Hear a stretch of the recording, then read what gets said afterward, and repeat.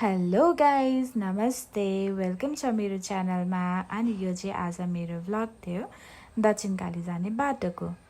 ल हेरौँ है त। अब मैले कपाल मिलाएँ। ल हेर्नुहोस्, मैले बोलबम पनि देखेँ। मलाई कति रमाइलो लागेर म त नाचिरहेको थिएँ हौ। अब यहाँ हेर्नुहोस् सिनहरू यति राम्रो मैले सुनेको थिएँ है, बाढी आएर बाटो खत्तम छ भन्ने सुनेको थिएँ। तर खै मैले केही नराम्रो सुने कि थाहा छैन। तर आई रियल्ली इन्जोय के बाटो पनि कति राम्रो थियो है, रमाइलो भयो। अनि मलाई चाहिँ मन्दिरहरू जानलाई एकदम रमाइलो लाग्छ।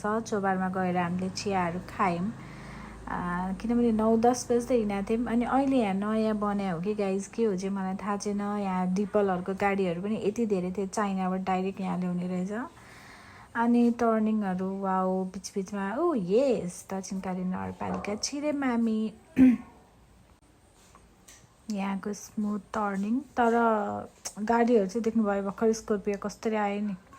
गाडीहरू चाहिँ यस्तै हो। अब राम्रो बाटो देखेपछि जसलाई पनि कुदाउन मन लागिहाल्छ, कसलाई के भन्नु। त्यही हो, आज यो शनिबारको दिन म मजाले मेरो बुढा र म यसरी घुम्न गयौँ। घुम्न भन्दा पनि मन्दिर दर्शन। ट्राफिक दाइहरूले उहाँ मस्त चेकिङ गरिरहनु भएको रहेछ। फेरि एउटा कुरा के गाइस, साँच्ची मैले झुटो बोले चाहिँ होइन है, प्राय हामीलाई चाहिँ चेकिङ नै पर्दैन कि अरूहरूलाई रोकिरहेको हुन्छ है, हामीलाई चाहिँ चेकिङ नै पर्दैन कि।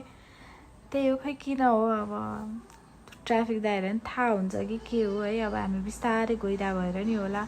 यो आमा फेरि दायाँ बायाँ नहेरिकन फुत्त बाटो क्रस गरिदिएर मान्छेलाई एउटा हुन्छ नि त है।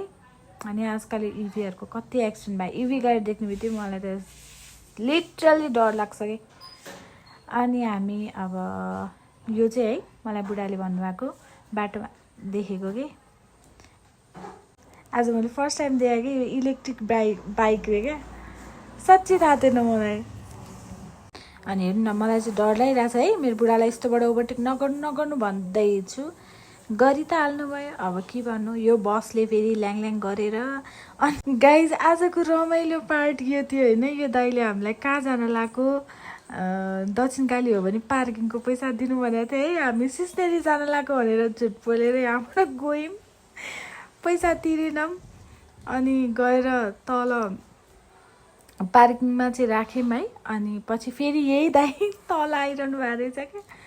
अनि त्यसपछि पार्किङको पैसा दिनुहोस् भन्नुभयो। अनि मैले लास्टमा चाहिँ दिएँ। तर फर्स्टमा चाहिँ हामीले क्या झुटो बोल्दै कि, किनभने माथि नै पैसा दिँदाखेरि त वर्थ इटै नलाग्ने कि। अब ठिक छ तल दिए पो ल हो, मन्दिरको पार्किङलाई दिएँ। आधा बाटोमै पैसा तिरेर कसलाई मजा आउँछ होइन। त्यही हो गाइज, अब हामी यहाँबाट हिँडेर जानुपर्ने हुन्छ। अब म यहाँ हेर्नुहोस् है, फुलपातीहरू किन्छु। कति हो भनेर सोध्दैछु। गएँ टुई गएँ म। अनि हामी यहाँ पुग्दा चाहिँ है हिँडेको पनि ढिला। अनि लाइक 11 क्रस भइसकेको थियो क्या अरे। यो बुवा आमाको मलाई कस्तो माया लागेको है। अब आफू पनि त्यस्तो धनी पनि छैन दिनलाई है। हात पनि हेर्नु बुवाको कस्तो माया लागेको थियो कि मलाई त। के गर्नु, अब मैले के गर्न सक्दिनँ। अनि मैले भन्न लाग्यो कि 11 बजे हामी पुग्यौँ है। ठ्याक्क त्यो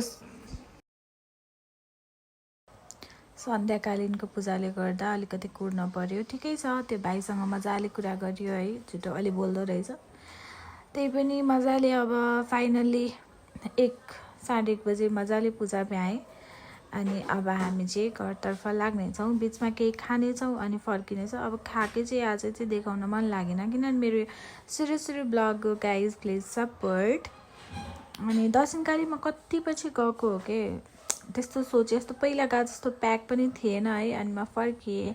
बाई भन्दै हजुरहरूलाई हात हल्लाउँदैछु। Bye guys, see you in next blog. यहाँ नै पल्सरको